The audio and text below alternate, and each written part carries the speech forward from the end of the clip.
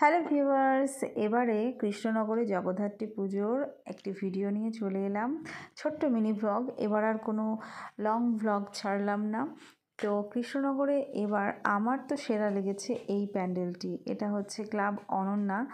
তো ভীষণই ভালো লেগেছে কৃষ্ণনগরের কালীনগরের এই প্যান্ডেলটি। আমার তো ভীষণ ভালো লেগেছে। আর এটা মোস্ট প্রবাবলি এটা বিশেষ স্থানও অধিকার করেছে কৃষ্ণনগর এবারে জগদ্ধাত্রী পুজোতে। তো এখানে ছিল চাষি ভাইদের নিয়ে একটি থিম, তো খুব সুন্দর হয়েছিল। তো প্যান্ডেলটি এত বড় সাইজের করেছে, এত উচ্চতা আর এত নিপুণ হাতের কাজ, আমার ভীষণ ভালো লেগেছে। আর এই যে ধান গাছ কৃত্রিমভাবে সব আর কি তৈরি করেছে, পরিবেশটা ভীষণ সুন্দর। সব ঝুড়ি টুড়ি বানিয়েছে, বাঁশের কাজ আর কি রয়েছে, সব খুব সুন্দর। সব মিলিয়ে এত ভালো লেগেছে।